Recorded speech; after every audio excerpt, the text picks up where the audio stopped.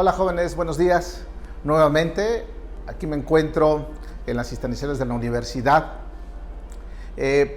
preparando este video de este tema que dejamos iniciado en la clase del pasado lunes, así es que vamos a darle seguimiento.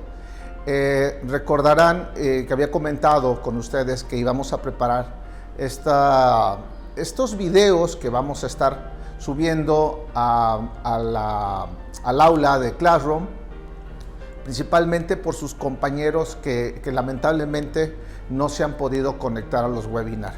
En el caso en particular de su compañera Belén, de Hansel, y que muchas de las veces en los problemas que hemos tenido con Leonor.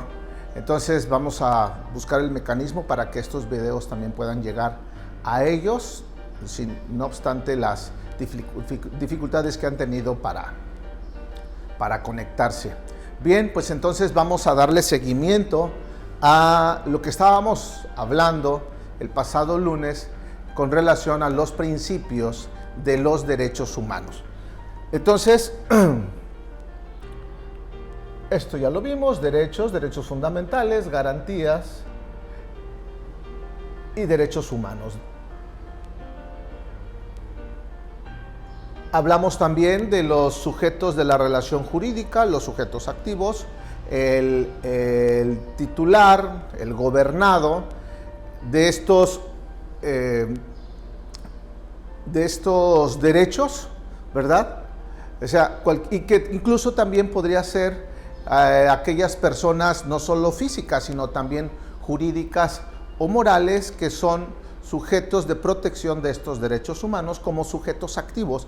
Y el sujeto pasivo es precisamente que recae esta figura al Estado, que es el principal obligado al respeto y a la protección de estos derechos humanos. Dimos la definición del gobernado y aquí nos quedamos, que fue precisamente el enfatizar los aspectos que encontramos como principales en esta reforma del 10 de junio de 2011, donde después de casi 100 años, ¿verdad?, de nuestra Constitución de 1917, que venía hablándonos de garantías individuales, viene la reforma de 10 de junio de 2011 y eleva estas garantías que incluso también mencionábamos en clase, porque técnicamente está mejor empleado los términos de derechos humanos que garantías individuales. Entonces se eleva el rango de derechos humanos con esta reforma y estos son los aspectos que se destacan de esta reforma. Recuerden que dijimos que para efectos de nuestra asignatura ya no vamos a hablar de garantías individuales, sino vamos a hablar de derechos humanos. Sujetos de estos derechos, sujetos de protección de estos derechos, tanto las personas físicas como las personas jurídicas. La estrecha relación entre los derechos humanos y sus garantías, que ya mencionábamos, no de nada nos sirve tener contemplado nuestro derecho humano en una norma constitucional o en una norma general de nuestro país, como en una norma internacional que podríamos encontrarla en un tratado internacional. De nada nos sirve que esté contemplado ese derecho si no tenemos el mecanismo de protección o de defensa de este derecho, ¿no? Entonces, forzosamente tendrá que ir vinculado derecho humano con su garantía de protección. La garantía de todos los derechos humanos para todas las personas, esto ya lo vamos a platicar más adelante cuando hablemos de uno de los principios, uno de los 4 principios que contempla nuestro artículo primero constitucional, que es el de universalidad, pero eso ya lo tocaremos más adelante. Las fuentes tanto nacionales como internacionales de los derechos humanos, comentábamos que precisamente la fuente es en dónde encontramos, en dónde se crea ese derecho humano.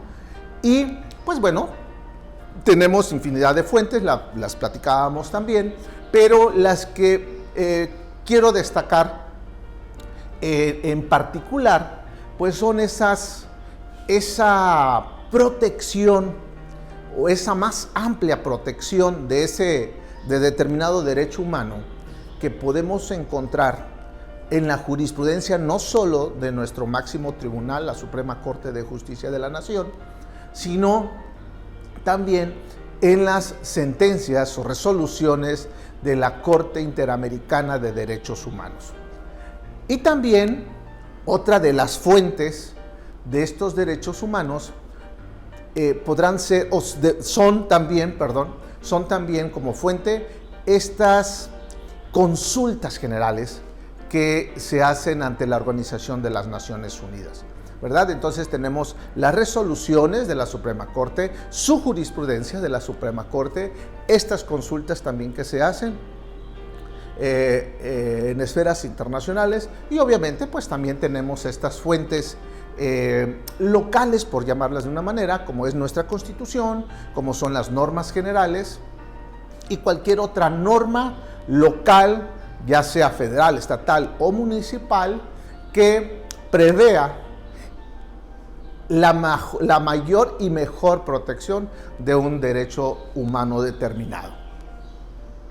La interpretación conforme a la Constitución y a los tratados internacionales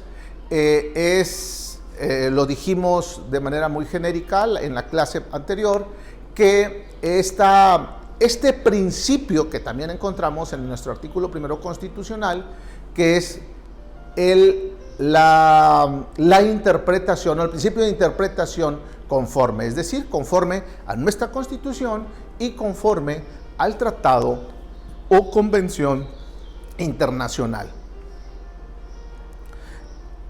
Y obviamente esta interpretación conforme debe ser en aras de encontrar la mayor protección de la persona.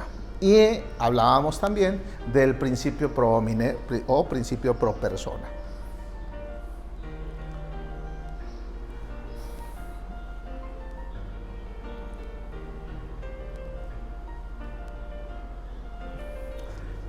Como otro aspecto destacado de esta reforma del 10 de junio de 2011, encontramos que la autoridad, el Estado o las autoridades, pues, en los ámbitos de sus competencias, tienen la obligación de promover, de respetar, de proteger y de garantizar los derechos humanos. Eso lo tocaremos también un poquito más adelante. Y los que le comentaba, los principios de universalidad, interdependencia, indivisibilidad y progresividad, que también enseguida los vamos a tocar.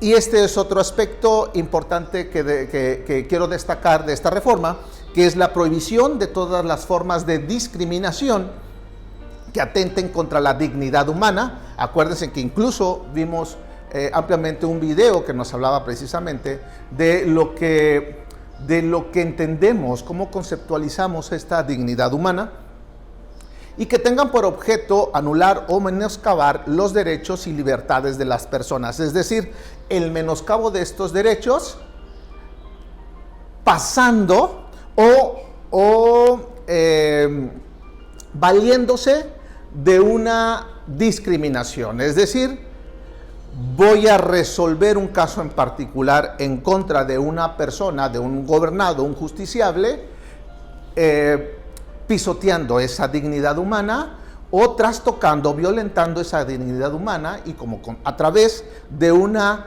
discriminación que pudiera hacerse en agravio de su persona o en agravio de sus derechos como persona, tanto física como colectiva, ¿sí? Entonces, la discriminación sí podría materializarse en considero en una persona también jurídica. Eso ya lo destacaremos un poquito más adelante. Entonces, bueno, aquí estamos hablando de este artículo primero constitucional, y nos vamos a ir directamente, antes de tocar las obligaciones, estas 4 obligaciones del Estado mexicano en aras de la protección de los derechos humanos. Me gustaría tocar los 4 principios que establece este artículo primero constitucional, no obstante de que la obligación en el orden gramatical que encontramos en el artículo primero constitucional, en primer lugar habla de la obligación y posteriormente habla de estos principios generales. Entonces, pero para efectos de mejor comprensión de este tema, me voy a permitir iniciar por los principios generales que comentábamos. Permítame un segundo, cambio.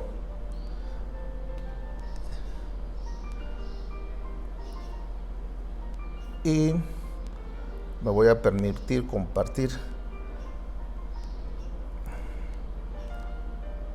estos 4 principios.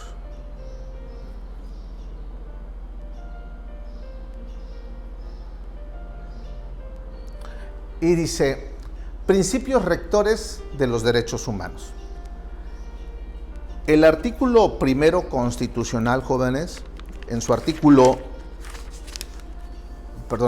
primero, párrafo segundo, dice: todas las autoridades en el ámbito de sus competencias tienen la obligación de promover, respetar, proteger y garantizar los derechos humanos de conformidad con los principios que yo lo intitulé como principios rectores de los derechos humanos, el de universalidad, interdependencia, indivisibilidad y progresividad. Si se dan cuenta, de acuerdo a la redacción, encontramos primero la obligación del Estado y posteriormente, o que esa obligación se va a dar con base en estos principios rectores.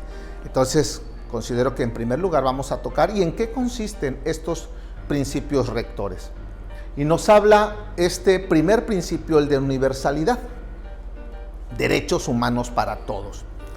Y dice, y entendemos que el principio de universalidad se refiere a que todos los miembros de la especie humana, sin importar su sexo, edad, raza, lugar de residencia, nacionalidad, región, situación económica o cualquier otra condición semejante, gozan de ellos. Es decir, gozan de estos derechos humanos. Recordemos que al inicio de este artículo primero constitucional menciona el constituyente que todas las personas, sin distinción alguna y de donde vengan, y hablamos de personas jurídicas y físicas, en el momento mismo en que esté tocando tierra mexicana, esté ingresando en nuestro país, por ese simple hecho ya se encuentra protegido, es decir, nuestro país lo blinda independientemente de su condición en que venga de su país de origen, salvo algunas excepciones. Pero dice el artículo primero, todas las personas gozarán de los derechos humanos que consagra nuestra Constitución y el Tratado Internacional donde el Estado mexicano sea parte. ¿Sí? Entonces, por eso es de que este principio universal abarca obviamente a todas las personas cuando entran a nuestro país o nuestros conciudadanos lleguen a otro país. ¿Sí? Ese derecho humano no se queda, esa protección y ese respeto no se va a quedar solo en territorio mexicano, sino también si nuestro conciudadano va a otro país, también obviamente se traslada, porque es inherente a su persona como ser humano, ese derecho humano que debe ser también respetado, no solo acá, sino en todo el mundo, ¿sí? La interdependencia, dice pues en su calidad de personas, amén de cualquier otra calidad o característica, la que los hace sujetos activos de dichos derechos. Es decir, los derechos humanos corresponden a todas las personas sin discriminación alguna. Ya me permití elaborar unas láminas que vamos a hablar exclusivamente de la discriminación de estas categorías sospechosas, que ya lo habíamos comentado en la clase anterior, o que ya les había anunciado la clase anterior. El segundo principio rector, jóvenes, es el de interdependencia. Significa que todos los derechos humanos se encuentran relacionados y conectados entre sí, y que en consecuencia la satisfacción o la afectación de alguno de ellos tiene efectos en el goce y eficacias de otros. Es decir, un derecho humano, por ejemplo, el de la educación, obviamente también, mejor dicho, el derecho humano a los alimentos, ¿verdad? No puedes dejar por separado o desvincular de este derecho humano de los alimentos el derecho a la educación. No, porque es un todo, vamos, tiene que estar conectados, correlacionados entre sí. No puede prevalecer uno por encima de otro. No, los derechos humanos tienen el valor exactamente igual que todos los demás derechos humanos. Los estados no están autorizados a proteger y garantizar una determinada categoría de derechos en contravención de otra, sino que todos los derechos humanos merecen la misma atención y urgencia. ¿Sí? Lo que estamos viviendo en estos momentos con esta pandemia, jóvenes, con esta emergencia sanitaria, es una situación complicada para el gobierno. Sin embargo, lo podemos traer muy bien a colación. Por ejemplo, en la situación que se encuentran viviendo ahorita empresas, comercios o comerciantes, negociaciones, la microempresa, en el caso particular, los comerciantes del mercado, vamos a poner como ejemplo, los comerciantes del mercado municipal de esta ciudad que ejercen o realizan actividades no esenciales, o que al menos así las ha identificado o las ha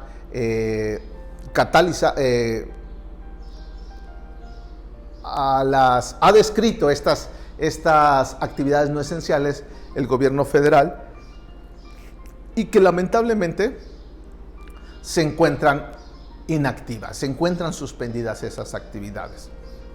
Tenemos dos derechos humanos que se encuentran allí en juego, ¿verdad? Que es el derecho humano a la salud, incluso el derecho humano a la vida, ¿verdad? Precisamente porque se trata de una pandemia y que este virus arrasa y cobra vidas, obviamente. Entonces, tenemos este derecho humano a la vida, el derecho humano a la salud, frente al derecho humano al trabajo, a dedicarte a la actividad económica que tú desees, siempre y cuando sea lícita, ¿verdad?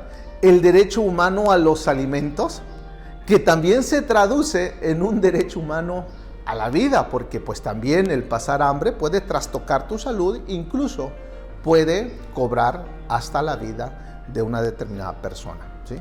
Entonces, la situación en la que se encuentra la autoridad, que es ese sopesar y ese cómo lidiar, cómo negociar, cómo buscar las alternativas que más convengan a los gobernados, ¿verdad? Creo que se volvió a ir la señal. Ahí está. ¿Qué está primero? ¿Tu derecho a obtener ingresos para llevar el sustento a tu familia, o el de mantener cerrado tu negocio? Porque si lo mantienes abierto, corres peligro no solo tú, sino que también las gentes que lleguen a tu negocio, y esa aglomeración de personas, que es precisamente lo que se trata, es lo que se intenta evitar con este confinamiento y este llamado que repetidamente nos hacen las autoridades del quedarse en casa, ¿verdad? ¿Cómo sopesa la autoridad estos dos derechos? no puede desconocer con base en este principio rector de la interdependencia, no puede, aquí lo señala claramente, no está autorizado la autoridad, valga la redundancia, no está facultada, la autoridad para proteger y garantizar un derecho por encima de otro, pisotear un derecho y destacar un derecho por encima de otro. No lo puede hacer, sino que todos los derechos humanos merecen la misma atención y protección. Pero es una situación difícil, ¿verdad? Pero considero que la autoridad ha respetado este principio de la interdependencia, porque bueno, pues ha buscado alternativas como son el gobierno federal a través de la emisión de estos créditos, que aunque muchas personas se encuentran inconformes porque no encuadran en cubrir esos requisitos que pide la autoridad para hacerse acreedor o hacerse merecedor de esos créditos, que en mucho ayudarán o en mucho abonarán para pues más o menos sobrellevar o sobrevivir estos días o estas semanas en que sus negocios se encuentren cerrados. Entonces, consideramos que sí, la autoridad ha hecho un esfuerzo importante para que estos principios no se vulneren.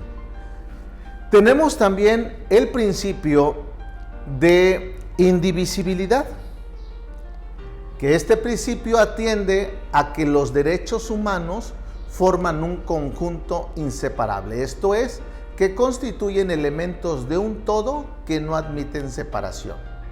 La indivisibilidad niega cualquier separación, categorización o jerarquía entre los derechos.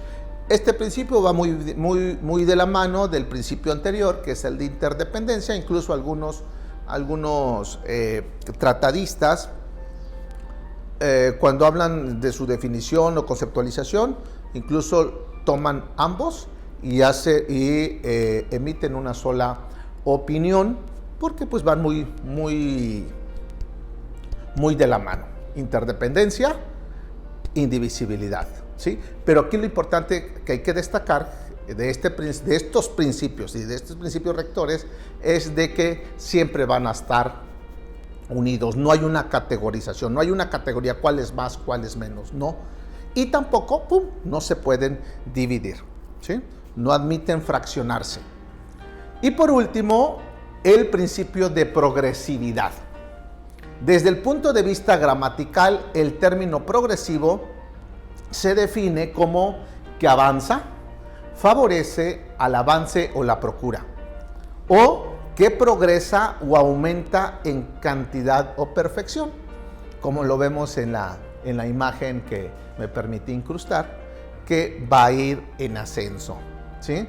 Se refiere que a todas las cuestiones relativas a los derechos humanos, tales como su reconocimiento y protección, deben buscarse un constante avance o mejoramiento, y en contrasentido apunta a la no regresividad. Esto es, que una vez alcanzado un determinado estándar o un determinado nivel, ¿verdad? Un determinado peldaño, como lo ilustra muy bien esta imagen, no se admitirán medidas de retroceso. No pueden ir en retroceso. Eso significa la progresividad. Ya el derecho humano alcanzado y reconocido, ya no lo puedes desconocer o ya no lo puedes disminuir. Eso es una de las obligaciones de la autoridad. Si ya está reconocido ese derecho humano, en lugar de retroceder, tienes la obligación, tu Estado, de mejorarlo. Si tienes una moneda, tendrás que ir por 2, tendrás que ir por 3, tendrás que ir por 4. Esa es la progresividad, tendrá que ir en ascenso. Ya no hay retroceso en estos principios rectores, ¿sí? Entonces, bueno, ya dimos un panorama general de estos 4 principios rectores de los que nos habla este artículo primero constitucional. Permítame, voy a compartir la otra pantalla.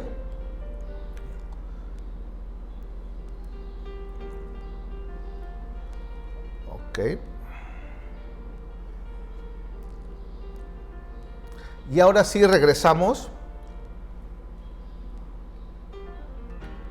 a ver estas 4 obligaciones también que recae en el Estado con relación a los derechos humanos. Y en primer lugar encontramos la obligación de respetar.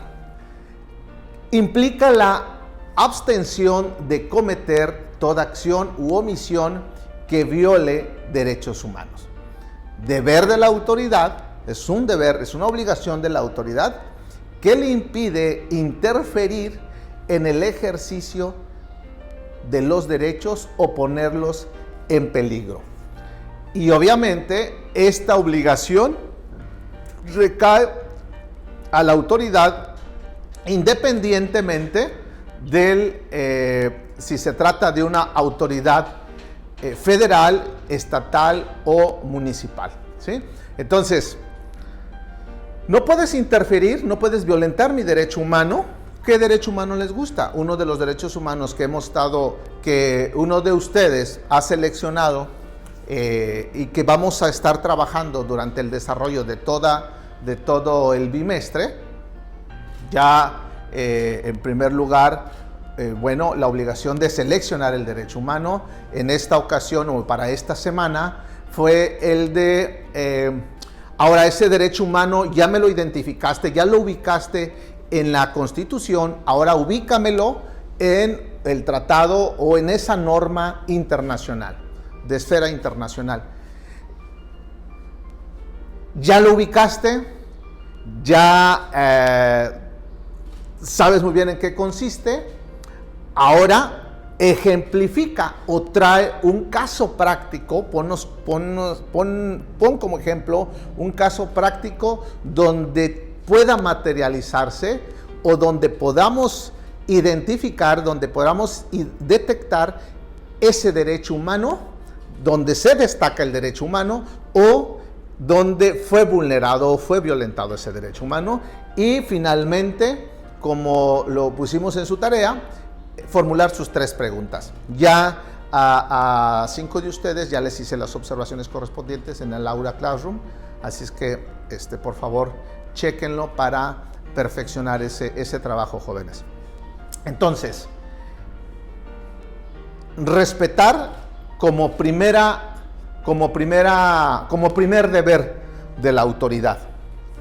En segundo lugar, tenemos el de proteger el derecho humano, que implica el deber que tienen los órganos del Estado, federal, estatal o municipal, dentro del margen de sus atribuciones, de prevenir violaciones a los derechos fundamentales, ya sea que provengan de una autoridad o de algún particular, y por ello debe contarse también con mecanismos de vigilancia como de reacción ante el riesgo de vulneración del derecho, de forma que se impida la consumación de la violación.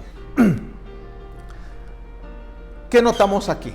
Dice, ahora ya nos habla el de proteger ese derecho humano, ya nos habla no solo de la autoridad, sino también que esa pretensión de vulneración venga también de un particular. Seguramente lo van a tocar en la materia de juicio de amparo, que habla de que también ya no solo en contra de actos u omisiones de la autoridad puedas promover un juicio de amparo, sino también contra actos u omisiones del particular. Pero obviamente no aplica así como lo entendemos, de que cualquier particular pueda, o en contra de cualquier acto u omisión de un particular, vas a promover amparo. No. Nos ponía como ejemplo un maestro, un doctor que es magistrado en retiro de tribunales colegiado, el doctor José Eduardo Telles Espinosa. Dice, si yo le pido a mi novia que me regale un beso o que me permita darle un beso y ella se niega, entonces contra esa negativa yo voy a promover amparo, porque ya por ser del amparo en contra de particulares y mi novia es un particular, pues no, obviamente que no aplica así, sino que ya la ley de amparo, incluso también ya un criterio de la Corte, de la Suprema Corte, nos habla y especifica claramente cuál sería aquel acto u omisión que a cargo del particular que podía ser susceptible de promover un juicio de amparo en su contra. Pero bueno, eso ya lo tocarán en el amparo. Entonces ya hablamos de respetar, proteger y también la obligación y también la autoridad tiene el deber de promover estos derechos humanos. Lo hemos visto, toda la publicidad que se ha generado en las redes sociales, en la radio, en televisión, y considero que sí, también en este sentido la autoridad sí se ha promovido, sí ha difundido, ha dado difusión a estos derechos humanos a través de este órgano llamada la Comisión Nacional de los Derechos Humanos. Entonces, el promover, que implica la toma de medidas necesarias para que ninguna persona viole derechos humanos. Y no es solo para darle a conocer al gobernado el que no debe vulnerar un derecho humano, sino también cómo puedes defenderte de alguna situación que se esté presentando en tu vida que pueda encuadrar en una vulneración a tu derecho humano. Es decir, no solo el que no lo hagas, sino el que si a ti como gobernado o justiciable se te está cometiendo una violación, también sepas que estás protegido por el Estado y que el Estado te va a dar un sinfín o varios alternativas para que puedas defender o hacer valer el respeto y en su caso hasta la reparación o sanción por la vulneración de ese derecho humano, ¿sí? Implica también la toma de medidas para la sensibilización y educación en derechos humanos. Y finalmente, jóvenes, está la obligación de garantizar esa protección de derecho humano, y esto va muy bien de la mano cuando hablábamos de en qué consiste la garantía en términos generales y la garantía de las que nos habla el constituyente en el artículo 1 constitucional, cuando nos dice todas las personas tienen, a ver, permítame, aquí tengo a la mano la Constitución.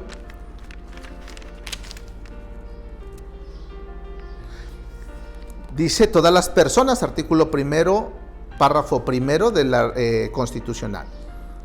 En los Estados Unidos mexicanos, todas las personas gozarán de los derechos humanos reconocidos en esta Constitución y en los tratados internacionales de los que el Estado mexicano sea parte, así como las garantías para su protección. ¿La protección de qué?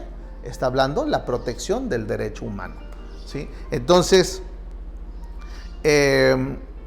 no es solo el reconocimiento del derecho humano, sino que también la garantía que otorga el Estado en que ese derecho humano va a ser protegido, ¿sí? Y precisamente nos hablaba garantías como aquellos medios, aquellos mecanismos de defensa que tiene el gobernado para hacer valer el respeto de ese derecho humano. Y dice, garantizar que implica hacer efectivos los derechos humanos a través de la toma de medidas necesarias como leyes, políticas públicas, así como también mediante las garantías como el juicio de amparo, del que ya hemos hecho referencia, y con la finalidad de esta obligación, que es la realización del derecho fundamental. Requiere la eliminación de restricciones al ejercicio de los derechos, así como la provisión de recursos o la facilitación de actividades que tiendan a lograr que todos se encuentren en aptitud de ejercer su derecho humano o resarcir ese derecho humano, ¿verdad? Mediante las acciones o estos recursos o estos mecanismos de defensa de las que está obligado el Estado mexicano como garantía de el respeto y protección de estos derechos humanos.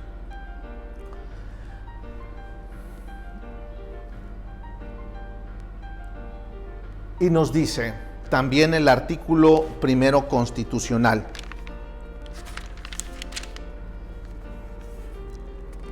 en consecuencia, estamos en el artículo 1, seguimos en el artículo 1, pero estamos en el párrafo 3. Dice, lo voy a leer, el párrafo 3. Todas las autoridades en el ámbito de sus competencias tienen la obligación de promover, respetar, proteger y garantizar los derechos humanos. Ya vimos estas 4 figuras o estas 4 obligaciones. Garantizar los derechos humanos de conformidad con los principios de universalidad, interdependencia, indivisibilidad y progresividad. También ya hablamos de ellos.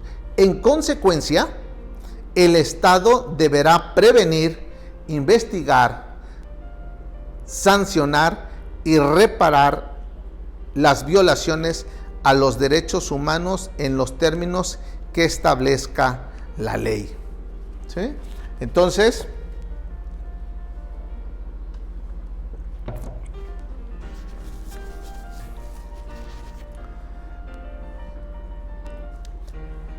el órgano del Estado no solo tiene la obligación de proteger, de respetar, de promover o de garantizar los derechos humanos, sino también otra de las obligaciones es el de prevenir, que yo creo que es donde más debe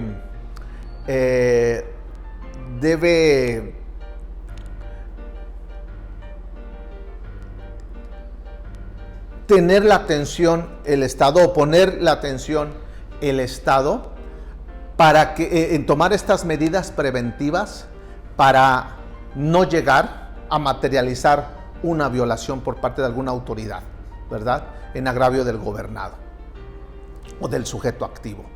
¿Sí? Entonces, yo considero que estas políticas públicas del Estado mexicano sí deben estar muy bien enfocadas, muy bien estructuradas en estos trabajos de prevención. Más allá de la investigación, de la sanción y de la reparación, que ya ahorita hablaremos, yo creo que sí es la prevención. Recuerdo que traigo a colación una ocasión un comentario con un amigo psicoterapeuta, dice, de una clínica de adicciones. Dice, mira, aquí me llegan pacientes pues de todas las edades, hombres, mujeres, de todos los niveles o estatus sociales, con posibilidades económicas limitadas, muy limitadas, o con posibilidades económicas estratosféricas, ¿verdad? Pero pues ya vienen con un nivel de adicción pues muy alto, ¿sí? Y bueno, eso es bueno pues para estas clínicas, ¿verdad? Porque obviamente pues son materia prima, son pacientes que obviamente cubren, o familiares que cubren determinadas cantidades de dinero pues para solventar esos tratamientos de adicción, o para tratar la adicción de esos pacientes. Pero decía, si el Estado, si la autoridad difundiera de una mejor manera, mucho más efectiva, todas las cosas que tenemos para prevenir que el joven se involucre con una sustancia adictiva, con el consumo de drogas, sería muy, muy importante, y Ojalá llegue el momento donde estos centros de atención a adicciones pues desaparezcan. ¿Por qué? Porque ya el trabajo preventivo a cargo de la autoridad está bien realizado. Es decir, antes de que el joven llegue a hacer contacto con esta sustancia, que el Estado, a través de políticas públicas efectivas, a través de una difusión. Ok, chicos, entonces ya comentábamos del de prevenir, todas estas políticas públicas que el Estado debe implementar precisamente pues, para la prevención de la vulneración de los derechos humanos. Sin embargo, bueno, pues es sumamente difícil, imposible, ¿verdad?, que todo quede nada más en la prevención y lograr ese éxito o alcanzar los objetivos que se trazan en una implementación de una política pública. Máxime tratándose de la protección total de ese derecho humano. Es imposible. Entonces, ok, se vulnera ese derecho humano. Entonces, bueno, pues ¿qué le queda al gobernado o al justiciable? Hacer su denuncia o hacer su queja ante el ente investigador, llámese Ministerio Público o Comisión Estatal, Regional o Nacional de Derechos Humanos, ¿verdad?, para que estos a su vez realicen esa investigación correspondiente, previa, y en su caso resulta el responsable, el particular o el servidor público, tendrá que imponer una sanción. Y esta sanción, pues obviamente tiene que ir acorde al grado o nivel de afectación de ese derecho humano. Bien, se impone la sanción correspondiente. Si se trata de un servidor público, pues bueno, pues puede ser una amonestación, una suspensión, una inhabilitación del cargo que desempeña, del cargo público desempeñado, y en su caso incluso hasta la consignación ante el Ministerio Público por la probable comisión de un delito, es decir, que los actos desplegados de ese servidor público puedan materializarse y puedan recaer en la comisión de un delito. Y bien, ya está impuesta la sanción, que en tratándose de Ministerio Público, bueno, pues podrías llegar hasta una sanción, hasta una privación ilegal, hasta una privación de la libertad del sujeto que haya cometido ese ilícito. Y posteriormente llegamos al cuarto y último deber también de la autoridad, que es el de reparar esa violación cometida, esa violación de los derechos humanos que la autoridad investigadora haya advertido. De forma que su conducta consistirá, ¿la conducta de quién? La conducta del órgano estatal o la conducta de la autoridad. Consistirá en todo lo necesario para lograr la restitución del derecho humano violentado. ¿Sí? Ok, entonces se previno, aún con los esfuerzos que haya hecho la autoridad o el Estado para la prevención, se materializó la afectación de un derecho humano. Bueno, entonces vamos a investigarlo, vamos a sancionarlos en su caso y, no obstante la sanción, también a condenar a esta reparación.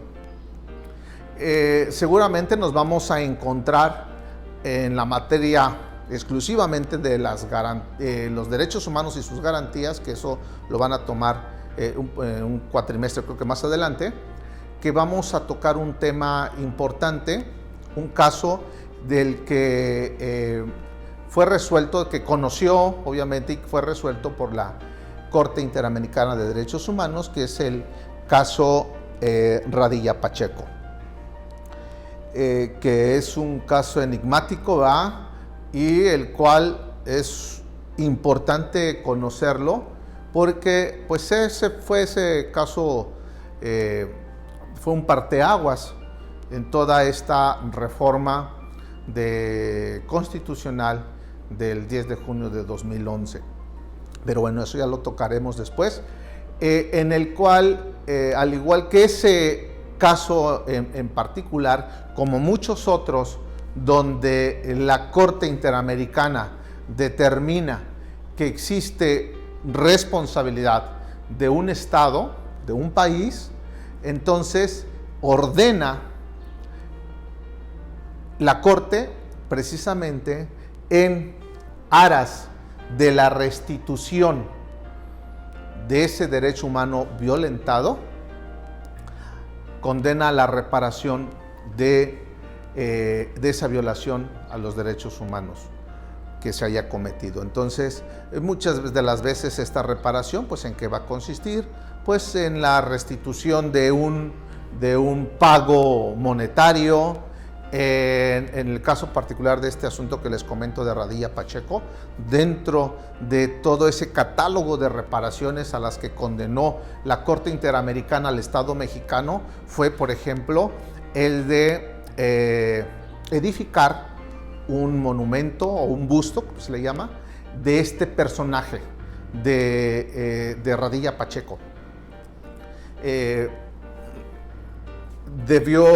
Condena también al pago de determinada cantidad de dinero que en las sentencias de la Corte es estimable en dólares. Allá no vamos a encontrar que condenan al pago de 50,000, de 100,000 o de 1,000,000 de pesos, no, sino se habla en cifras de dólares. Sí, entonces tocamos estas cuatro obligaciones más de la autoridad o del órgano estatal o el órgano de autoridad, en el de prevenir, investigar, sancionar y el de reparar para el caso de las violaciones a los derechos humanos. Bien, entonces, finalmente, jóvenes, nada más quiero que tengan presente estos tratados internacionales. Hemos comentado de que cuando hablamos del principio de pro persona o principio pro homine y hablábamos de esta interpretación conforme, que los derechos humanos los vamos a ver desde una perspectiva local, pero también desde una perspectiva transnacional. Y para ello, pues tenemos a nivel local, pues tenemos nuestra Constitución y todas las demás normas generales, ¿verdad? Consagradas en distintos cuerpos de leyes de aquí del país. Pero también tenemos estos tratados internacionales ratificados por nuestro país en tratándose de derechos humanos. Y únicamente como una lista para que tengan ustedes presentes estos tratados, yo destaco estos documentos internacionales que encontramos en la Declaración Universal de Derechos Humanos, aprobada en la Asamblea General de la ONU en 1948.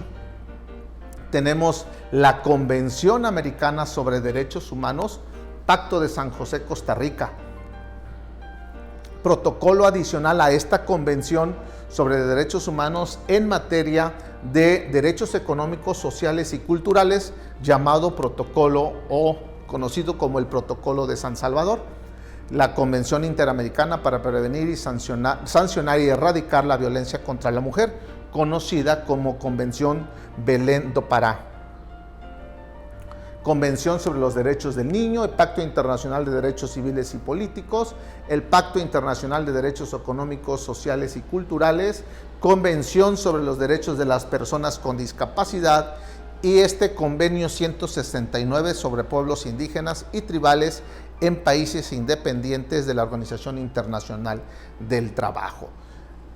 Encontramos otros documentos internacionales que contemplan derechos humanos, por supuesto que sí, o incluso documentos no exclusivamente de derechos humanos, pero donde encontremos un derecho mejor protegido, nos tendríamos, con base en el principio pro persona, tendremos que sujetarnos a lo establecido en ese tratado o específicamente en esa disposición que mejor proteja el derecho humano correspondiente. Bien, chicos, permítanme, voy a salir de estas láminas, voy a ingresar a otras para que toquemos ahora el tema final que tengo preparado en esta sesión.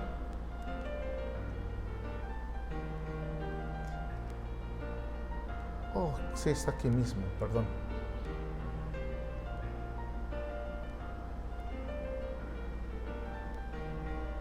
Es acá.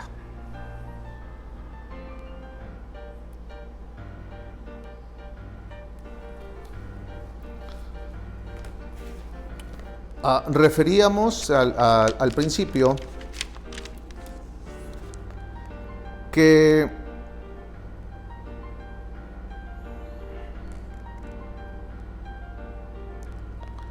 en el artículo, en el párrafo 1, 2, 3, 4, 5 del artículo primero constitucional, nos dice: queda prohibida toda discriminación motivada por origen étnico o nacional, el género, la edad, las discapacidades, la condición social, las condiciones de salud, la religión, las opiniones, las preferencias sexuales, el estado civil o cualquier otra que atente contra la dignidad humana y tenga por objeto anular o menoscabar los derechos y libertades de las personas. Entonces, una de estos derechos primordiales que la autoridad está obligada a observar, a velar, a respetar, a proteger, es precisamente el de no discriminar a la persona, ¿sí? Y el no discriminar significa que no se debe dar ese trato diferente a personas que merecían recibir el mismo trato que otras de su género. También entendemos que la no discriminación es la igualdad es la cara positiva de la no discriminación. Es decir, voy a tratar a todos por iguales. Nada ni nadie está por encima de las personas, de sus valores, de sus derechos. En cambio, si por un lado trato por igual a las personas, trato por igual a los iguales, que todos somos iguales, entonces estoy yo como autoridad velando precisamente por esa no discriminación del ser humano y como consecuencia no atento contra su dignidad humana, ¿verdad? Sin embargo, si cometo esa discriminación, entonces estamos hablando o podemos entender que es la cara negativa de esa igualdad. Ambas. La expresión de un valor jurídico de igualdad que está implícito en el concepto mismo del derecho como orden de justicia para el bien común. Tenemos una discriminación directa y una discriminación indirecta. Dice, la discriminación directa cuando tiene por objeto dar un trato diferenciado y legítimo. Es decir, ya cuando se materializa en agravio o en contra de determinada persona ese trato diferenciado. Es decir, el hecho de que un oficial del registro civil, ¿verdad?, un servidor público que detenta el cargo de oficial del registro civil, resuelva con base en atención a una solicitud que haga, por ejemplo, unas personas del mismo sexo, vamos vamos imaginándonos que dos chicos, ¿verdad?, hacen su solicitud para contraer matrimonio ante el oficial de registro civil de aquí de Iguala Guerrero, y que el oficial diga: lo lamento, no puedo conceder lo solicitado porque el matrimonio únicamente se va a celebrar o está permitido celebrarlo entre un hombre y una mujer, porque así me lo establece mi legislación civil del Estado, ¿verdad? Entonces, esa discriminación es directa porque ya se está materializando directamente contra el individuo en lo particular, ¿sí? O en agravio de estos dos individuos, en contra de estos dos varones, por el hecho de querer contraer matrimonio. Estas personas del mismo sexo, si le está negando la solicitud de celebrar ese matrimonio, entonces están recibiendo una discriminación de manera directa, ¿sí? Porque se está materializando en agravio de su persona. Bien, y ahora la discriminación indirecta es cuando se genera como resultado de leyes, políticas o prácticas que en apariencia son neutrales. ¿Qué significa esto? Que a lo mejor ese trato diferenciado, esa discriminación, la encontramos en una norma, en un artículo, en un precepto legal, en el mismo caso en específico que estamos poniendo. Si la legislación civil de algún estado de la República dice que el matrimonio es la unión entre un hombre y una mujer, no necesitas tú hacer la solicitud y que te la rechacen para que ya se esté materializando una discriminación indirecta. Indirecta porque ya está plasmada en una norma esa discriminación. Insisto, si en un artículo de un código civil de un estado dice que el matrimonio es la unión de un hombre y una mujer, entonces ya está discriminando a las personas que deseen contraer matrimonio, a las personas del mismo sexo que deseen contraer matrimonio, ¿sí? O sea, no necesariamente se materializa ya en el caso específico como el ejemplo que puse de estos dos chicos. Entonces, ahí la diferencia entre esa discriminación directa o esa discriminación indirecta. Y de ahí nos vamos a los estereotipos. Dice, ¿qué son los estereotipos? Son todas aquellas características, actitudes y roles que estructuralmente en una sociedad son atribuidas a las personas en razón de alguna de las condiciones enumeradas como categorías sospechosas. ¿Se acuerdan que hablábamos precisamente de que este listado que hace el constituyente, el legislador, en el párrafo cuarto del artículo primero constitucional, cuando nos habla de un origen étnico o nacional, cuando nos habla del género, cuando nos habla de la edad, cuando nos habla de una condición social, a esos rubros los identificamos como categorías sospechosas. Entonces, una categoría sospechosa en relación a la edad, vamos a hablar, por la condición de edad, que diga, no, el menor de edad no va a participar en una diligencia de carácter legal, en primer lugar, porque bueno, pues es un menor de edad, como que le restamos capacidad y ya lo estamos estereotipando de que como es un menor de edad, no tiene las aptitudes o las capacidades para poder intervenir en una determinada diligencia, por ejemplo, ¿no? Entonces, aguas, porque no por el hecho de que sea un menor de edad, signifique que esté menguado o esté disminuido con uno que sí es mayor de edad. Aunque muchas de las veces hay mayor capacidad en el menor que en el mayor de edad. Bien. Ahora, dice categorías sospechosas, conocidas también como rubros, como títulos de discriminación, hacen las veces de foco rojo para las autoridades, específicamente para quienes juzgan. Y estas categorías sospechosas son precisamente la lista, el catálogo de rubros que maneja este artículo primero constitucional en su párrafo cuarto. ¿Cuáles son estos rubros? Son el sexo, el género, que no es lo mismo, ahorita hay otra lámina para diferenciarlo, las preferencias o la orientación sexual, la edad, las discapacidades. Cuando mencionamos, pues esta persona, por ser discapacitado, pues no puede desarrollar una actividad que sí la puede desarrollar una persona íntegra en todas sus facultades o en todas sus extremidades. No, ya vimos que no, que hay mucha capacidad también en aquellas personas que presentan alguna discapacidad para desarrollar alguna actividad o desempeñar alguna actividad laboral.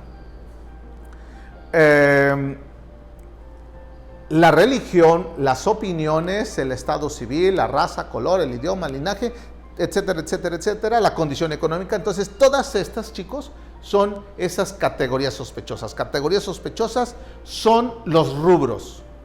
Sexo, género, discapacidad es un rubro. Entonces, cuando por el hecho de tener una orientación sexual distinta a la mía y que eso lo hace ser menos o lo hace ser mejor, entonces ya estamos estereotipando. Ya entra entonces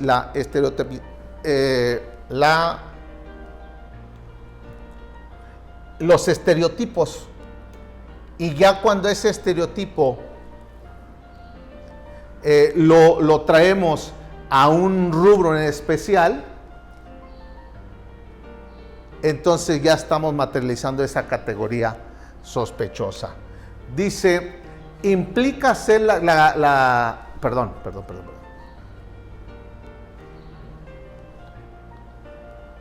Ahora, la perspectiva de género.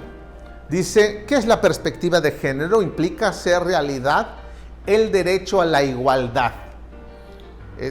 Hemos escuchado muchas veces, oye, tiene que juzgar, tiene que opinar, tiene que dar oportunidad con perspectiva de género. Es decir, que debe haber un respeto total y completo a esta perspectiva, a esta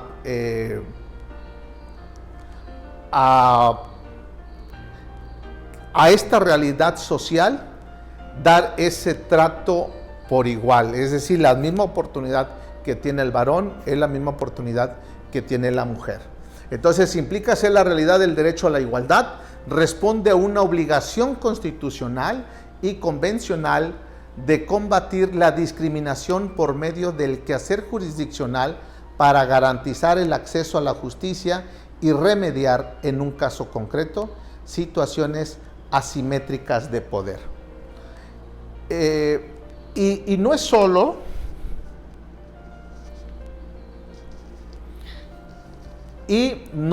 solo este juzgamiento con perspectiva de género se va a hacer en favor de la mujer, no, sino también es en favor del hombre, o ponerlo en ese nivel, en esa igualdad de circunstancias que tiene uno en otro. Por ejemplo, chicos, encontrábamos que en asuntos familiares, cuando se reclamaba el pago de una pensión alimenticia, ¿verdad? Reclama la esposa, o reclama la esposa, sí, o la concubina, alimentos para ella y para sus hijos, ¿verdad? Entonces, ¿qué hacían el juzgador? Por el hecho de ya reclamarlo la mamá, inmediatamente, porque además así está obligado el juez o la autoridad jurisdiccional en otorgar alimentos provisionales. Entonces, se recibe la demanda, está reclamando alimentos la esposa, y a favor de ella, a favor de los hijos, y decreto pensión alimenticia con cargo al esposo. ¿Qué pasa qué pasa pues cuando es el esposo el que reclama la pensión alimenticia? Vengo a reclamar pensión alimenticia para mí y para mis hijos en contra o con cargo a mi esposa María, por ejemplo, ¿no? A mi esposa María le vengo a reclamar la pensión alimenticia. ¿Qué hacía el órgano jurisdiccional? Caray, Ya no lo está reclamando la esposa, ahora está reclamando la pensión el esposo, es decir, el varón. Entonces, antes de que yo te decrete pensión, espérame, tengo que escuchar a tu esposa María. Si notan, demanda la pensión María, inmediatamente me decretan pensión a mi cargo. Pero si yo soy el que voy a reclamar pensión, no, espérate tantito hasta que escuchemos a María. Entonces, ahí hay un trato, no se está respetando esta determinación y analizando la situación con perspectiva de género. Si se dan cuenta que no solo aplica en la mujer, sino también en el hombre, cuando esta perspectiva de género debe aplicarse igual, sea un hombre o sea una mujer el que está haciendo el reclamo de un derecho. Bien, y finalmente, jóvenes, esta perspectiva de género, muchas de las veces hablamos de sexo y de género. Entonces, yo me permití mencionar aquí en esta lámina que el sexo es lo que biológicamente es dado. Lo biológicamente dado, es decir, con lo que tú naces. Eres el sexo femenino o mujer, pues obviamente eres concebida y eres nacida y vienes a este mundo, pues obviamente con todas las características que tiene una mujer, ¿verdad? Entonces, tu sexo masculino o femenino es porque biológicamente así naciste. Y el género es lo que culturalmente se construye, ¿sí? Entonces, chicos, pues con esto damos por concluido esta sesión de los principios rectores, de los deberes y obligaciones de la autoridad o de los órganos estatales o nacionales, y este otro tema de la no discriminación. Y ya en la siguiente clase, pues bueno, en la siguiente sesión vamos a tocar ya de manera concreta estos 5 derechos, estas 5 garantías, que son las garantías de igualdad, de libertad, seguridad jurídica, propiedad y derechos sociales o colectivos. Con esto damos por finalizado y nos vemos el próximo lunes a través de los webinars. Gracias, chicos.